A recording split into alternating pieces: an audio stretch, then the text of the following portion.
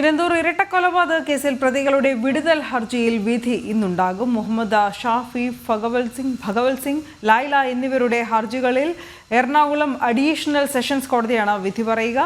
കുറ്റസമ്മത മൊഴി രേഖപ്പെടുത്തിയത് ഭീഷണിപ്പെടുത്തിയും ബലം പ്രയോഗിച്ചുമെന്നതാണ് പ്രതികളുടെ വാദം. രേഷ്മ ബാബു തന്നെയാണ് ഈ വാർത്തയുടെ വിവരങ്ങൾ നൽകുക. രേഷ്മ, ഈ വാർത്തയുടെ വിശദാംശങ്ങൾ കൂടി.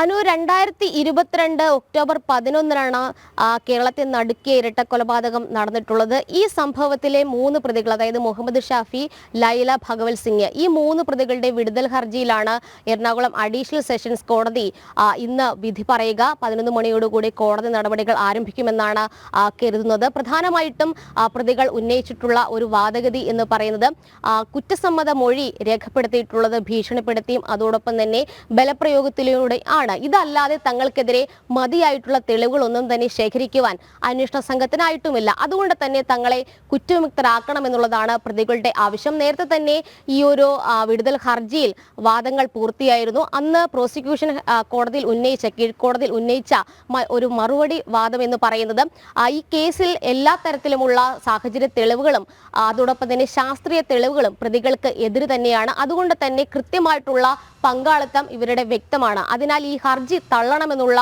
ഒരു വാദം തന്നെയാണ് പ്രോസിക്യൂഷൻ എതിർവാദം എന്നുള്ള രീതിയിൽ കോടതിയിൽ ഉന്നയിച്ചിട്ടുള്ളത്. എന്തായാലും 2022 ഒക്ടോബറിൽ നടന്ന ഒരു സംഭവം, അത് വലിയ രീതിയിൽ കോളിളക്കം സൃഷ്ടിച്ച ഒന്നാണ്. അന്ന് തന്നെ, അതായത് എറണാകുളത്ത് ലോട്ടറി വിൽപ്പനക്കാരായിട്ടുള്ള റോസ്ലിൻ, പത്മം, ഈ 2 സ്ത്രീകളെയുമാണ് മുഹമ്മദ് ഷാഫി, അതായത് ഇതിന്റെ ഏജന്റ് എന്നുള്ള മുഹമ്മദ് ഷാഫി തിരുവല്ലയിൽ എത്തിച്ച്, അതായത് ഭഗവൽ സിംഗിന്റെയും ലൈലയുടെയും വീട്ടിലെത്തിച്ച് ആഭിചാര ക്രിയകൾക്ക് ഉപയോഗിക്കാൻ വേണ്ടിയിട്ട് കൊലപ്പെടുത്തിയത്. തലയറുത്തും അതോടൊപ്പം തന്നെ ഈ മൃതദേഹം കഷ്ണങ്ങളാക്കിയുമായിരുന്നു കുഴിച്ചിട്ടത്. അത് പിന്നീട് അവശിഷ്ടങ്ങളൊക്കെ തന്നെ കണ്ടെത്തുകയും ചെയ്തിരുന്നു. എന്തായാലും കുറ്റസമ്മത മൊഴി മാത്രമാണ് തങ്ങൾക്കെതിരായിട്ടുള്ള തെളിവായിട്ട് പ്രോസിക്യൂഷന്റെ ഭാഗത്തു നിന്നുമുള്ളത്. അതുകൊണ്ട് തന്നെ കുറ്റവിമുക്തരാക്കണമെന്നുള്ളതാണ് പ്രതികളുടെ ആവശ്യം. എന്തായാലും ഈ ഇരട്ടക്കൊലപാതക കേസിൽ അഡീഷണൽ സെഷൻസ് കോടതിയാണ് ഇന്ന് വിധി പറയുന്നത്.